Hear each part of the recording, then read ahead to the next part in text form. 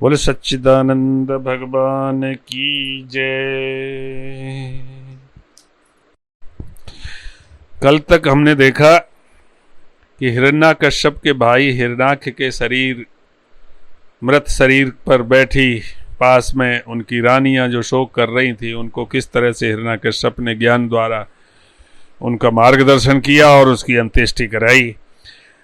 आज अब हम देखेंगे हिरण्याकश्यप की तपस्या के बारे में बात करेंगे। हम पहले पूरे अध्याय का एक सार के बारे में आपको बता देता हूं कि ये जो अध्याय आने वाला है, इसमें हिरण्याकश्यप ने किस प्रकार भौतिक लाभ हेतु कठोर तपस्या करी और उसके पास वरदान पाकर के कैसे ब्रह्मांड में पूरा उपद्रव मचाया।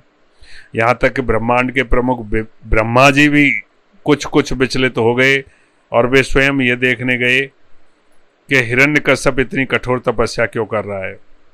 हिरण्यकश्यप अमर होना चाहता था। वो चाहता था कि ना तो वह किसी के द्वारा जीता जा सके, ना उसको बुढ़ापा आए, ना उसको रोग आए, ना उसको कोई प्रतिद्वंदी राजा हरा सके, ना उसे कोई समस्त ब्रह्मांड का कोई भी जीव मार सके। पूरे संसार का, ब्रह्मांड का सर्वोपरि राजा बनना चाहता था। इसी इच्छा को लेकर के वो पर्वत की घाटी में गया। वहाँ देख करके देवतागण अपने अपने घर लौट आए। हिरण्यकश्यप की ऐसी तपस्या देख करके वो तपस्या में संलग्न था। सिर से एक प्रकार की अग्नि प्रज्वलित हो उठी, जिससे संपूर्ण ब्रह्मांड और उसके निवासी, उसमें रहने वाले पशु पक्षी देवता सभी सम्मिलित थे। वो सारे के सारे उद्विग्न हो चुके, परेशान हो उठे।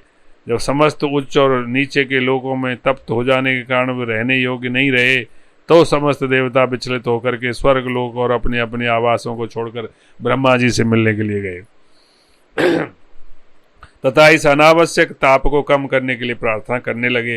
हिरण्याकश्यप की तपस्या से इतना ताप बढ़ गया है कि वहाँ चारों तरफ जो है ताप ही ताप हो रहा है। हिरण्याकश्यप के एकांत ध्यान का प्रयोजन सुनकर के तो ब्रह्मा जी अपने साथ भृगु जैसे दक्ष और महापुरुषों को लेकर उससे मिलने गए। उन्होंने हिरण्याकश्यप के सिर पर करमंडल से जल छिड़का और हिरण्याकश्यप से उस ब्रह्मांड के सृष्टा ब्रह्मा जी के समय के अपना सिर झुकाकर उन्हें बार बार नमस्कार किया और प्रार्थना करी। तब ब्रह्मा जी ने वर देना स्वीकार कर लिया और प्रार्थना करी कि वह किसी के द्वारा, जीव द्वारा, किसी ढके खुले स्थान में, दिन में, रात में, उसने कोई ऐसा चीज़ छोड़ा ही नहीं जिसके कारण जो चीज़ इस ब्रह्मांड में हो, ऐसा स्थित कर लिया उसने कि अब तो वो कभी मर ही नहीं सकता। ऐसा जीवित या मृत प्राणी द्वारा वो नहीं मरे, दिन में नहीं मरे, रात में मरे नहीं, सुबह मरे नहीं, रात शाम को मरे नहीं। इस तरह से उसने पूरी तरह से तपस्या का वरदान मांग लिया और पूरे ब्रह्मांड में अपनी श्रेष्ठता हेतु प्रार्थना भी करी। और जितनी भी सिद्धियां होती हैं, अनिमा, लघिमा, सब 8 योग सिद्धियों के लिए भी प्रार्थना करी। आप जानते होंगे अनिमा, लघी ऐसी होती है जो अणु के समान रूप धारण करे। मशक समान रूप कपिधरी, लंकई चले उसमें नर हरी। मच्छर के समान रूप धारण करना वो अनिमा। लघिमा भी ऐसी होती है, उसमें बहुत वो हो जाते हैं, छोटे और बड़े, बहुत इसी प्रकार की सिद्धियां हैं। जो वायु वेग से उड़ने की सिद्धियां हैं, 8 प्रकार की सिद्धियां, उसके लिए भी उन्होंने प्रार्थना करी। तो चलिए आज इस अध्याय को शुरू करते हैं।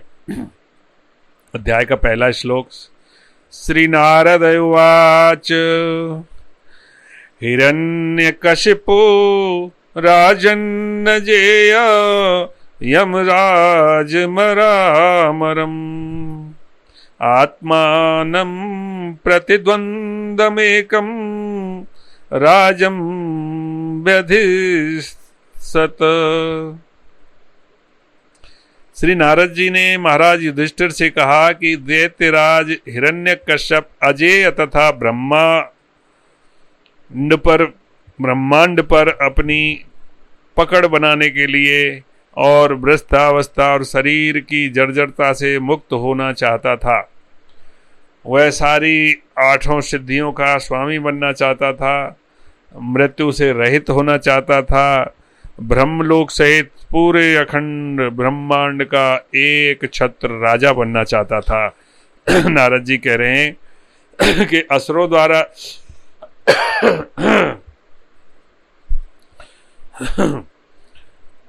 असुरों द्वारा संपन्न की जाने वाली तपस्या के लक्ष्य ऐसे ही होते हैं।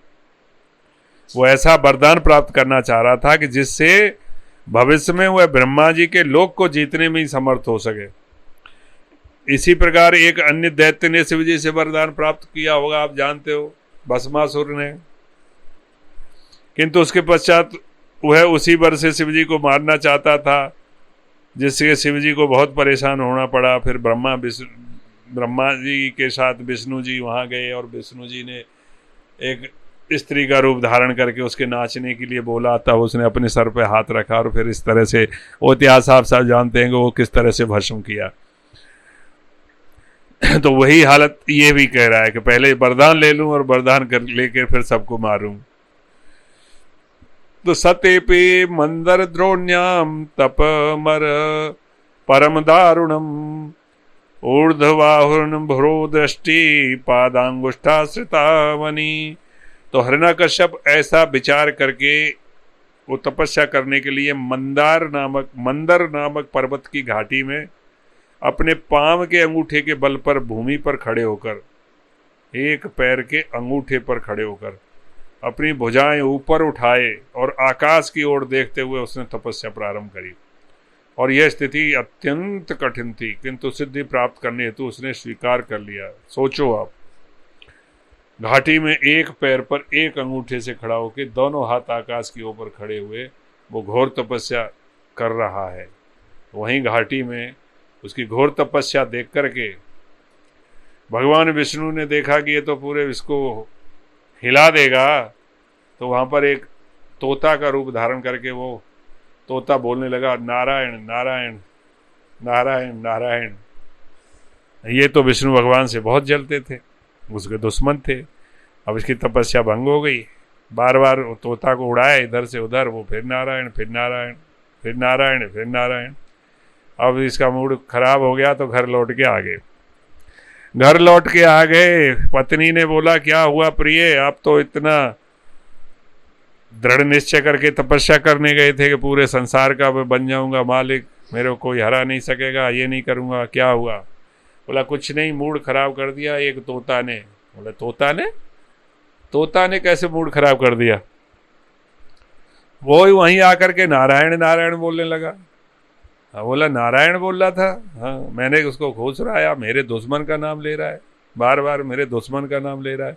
मैंने पूरे सारे लोगों को भगवान विष्णु का नाम लेना बंद करा दिया, यहाँ तक मैंने अपने पुत्र को भी नहीं बख्शा, उसको भी मैं पूरे राक्षस लगा रखे हैं कि ये किसी तरह से नाम ना ले और किसी को ना दे। और वो मेरे सामने एक तोता बार बार उसका नाम ले रहा था। बोला किसका नाम ले रहा था? वही नारायण नारायण ले रहा था।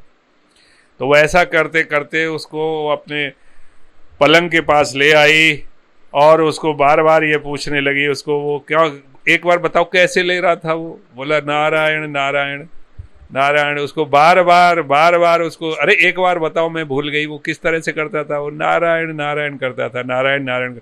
ऐसे कहते कहते कहते कहते उस साध्वी ने, कयादु ने, हिरण्यकश्यप की पत्नी ने उससे 108 बार भगवान विष्णु का जप करा लिया और तब गर्भ धारण किया।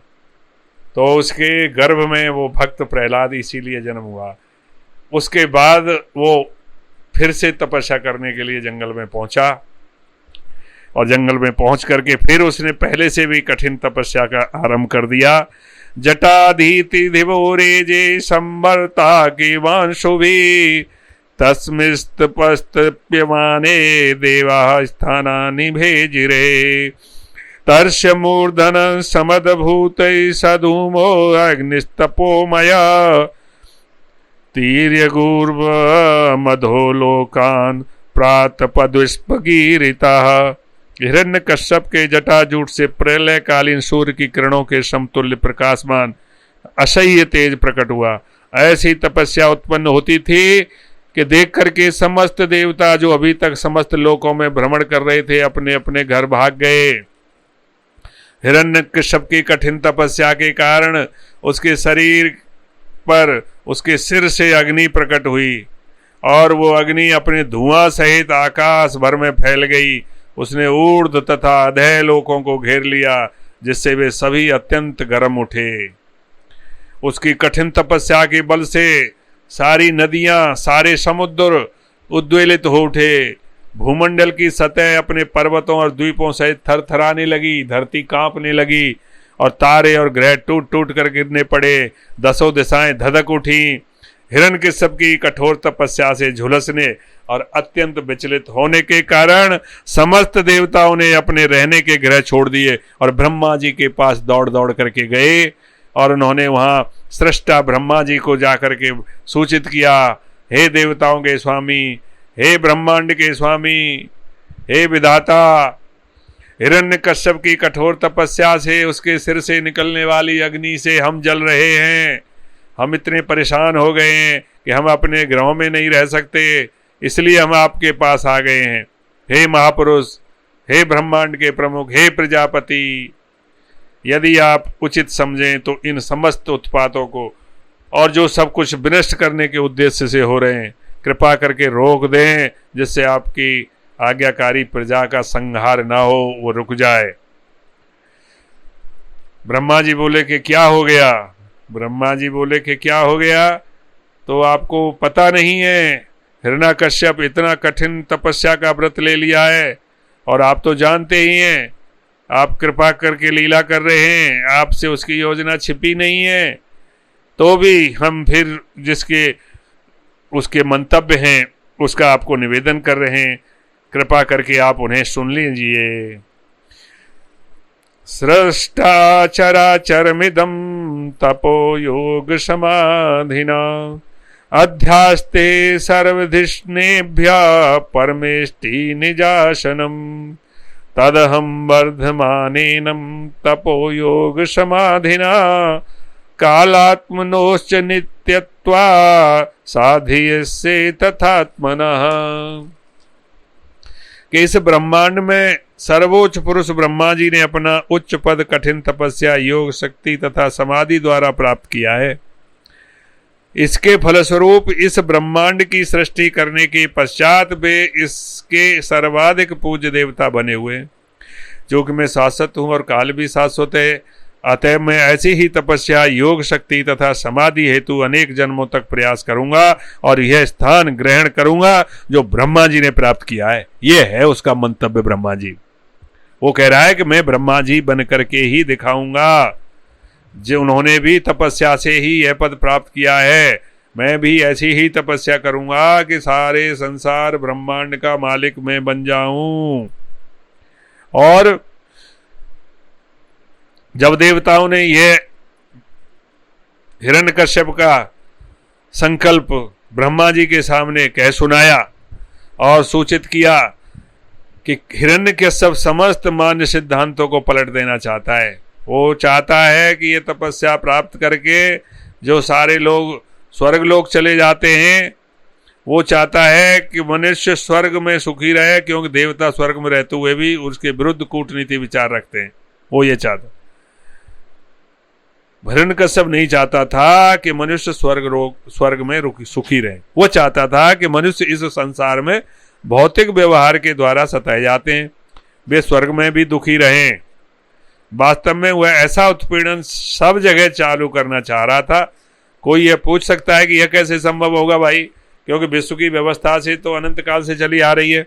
किंतु हिरण्यकश्यप तो घमंड था कि वह अपनी तपस्या से सब कुछ कर लेगा। यहाँ तक वह वैष्णवों की स्थिति को भी असुरक्षित बना देना चाहता है कि जो भगवान का भजन, ध्यान, तप वगैरह, व्रत कथा वगैरह करते हैं, उन लोगों के भी वो मतलब करना चाहता था। यही तो आसुरी लक्षण है, यही तो राक्षसों के लक्षण है कि वो किसी को सुख नहीं देखना चाहते।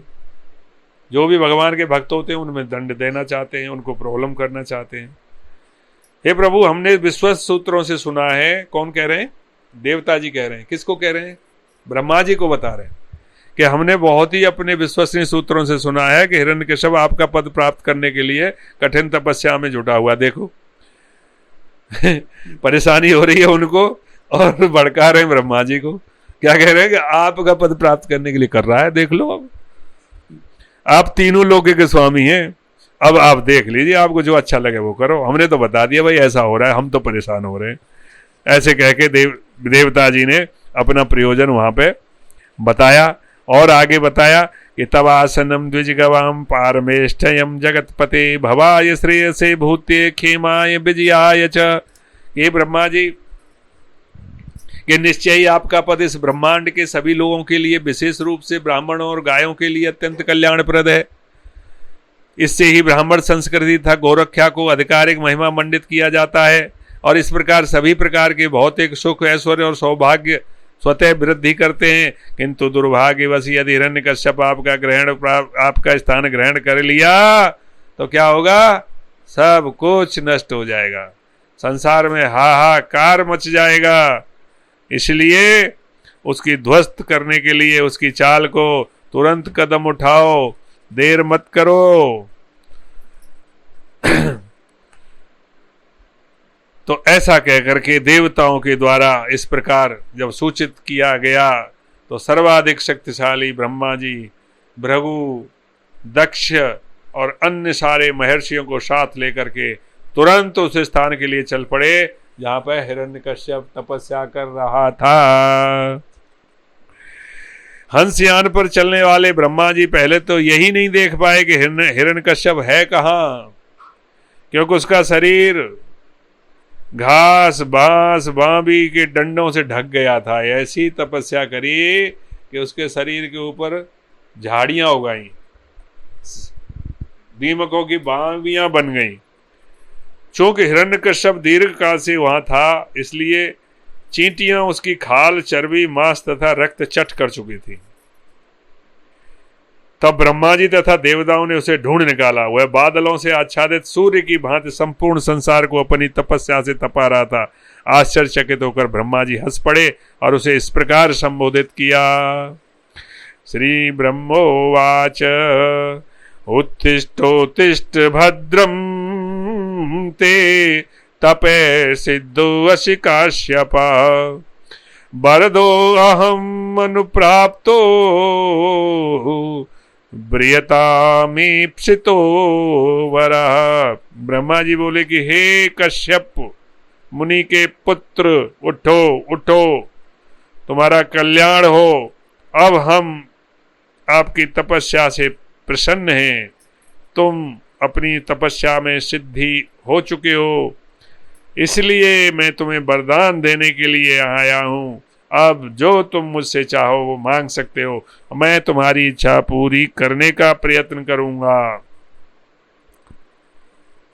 ऐसा ब्रह्मा जी ने हिरण्यकश्यप के सामने कहा और ये भी कहा कि मैं तुम्हारे धैर्य को देख करके अत्यंत विस्मित हूं। सभी प्रकार के कीड़ों तथा चींटियों द्वारा खाए तथा काटे जाने के बावजूद तुम अपनी अस्थियों में प्राणवायु को संचालित किए हुए निसंदेह आश्चर्यजनक है। शरीर की केवल हड्डियां बची हैं और हड्डियों में ही प्राणवायु को संचालित किए हुए व्यक्ति रह रहा है, तो कितना कठोर तपस्या उसने किया होगा। यहां तक कि भृगु जैसे साधु पुरुष जो पूर्व में जन्म ले चुके हैं, ऐसी कठिन तपस्या नहीं कर सके, ना भविष्य में ऐसा कोई कर सकेगा। इस तीनों लोकों में ऐसा कौन होगा जो जल पिए बिना 100 दैवी वर्षों तक जीवन धारण कर सके। ऐसा प्रतीत होता है कि यदि योगी पानी की एक बूंद भी ना पिए तो यह योग विधि से अनेकानेक वर्षों तक जीवित रह सकता है, भले ही उसकी बाह्य शरीर को चींटियां तथा कीड़े मकोड़े खा जाएं। ऐसा तो है जब समाधि लग जाती है, और बहुत सारी ऐसे दृष्टांत आपको देखने को मिल जाते हैं। जैसे पार्वती जी की तपस्या का भी वर्णन आता है, उन्होंने कई सहस्त्र वर्षों तक तपस्या की थी।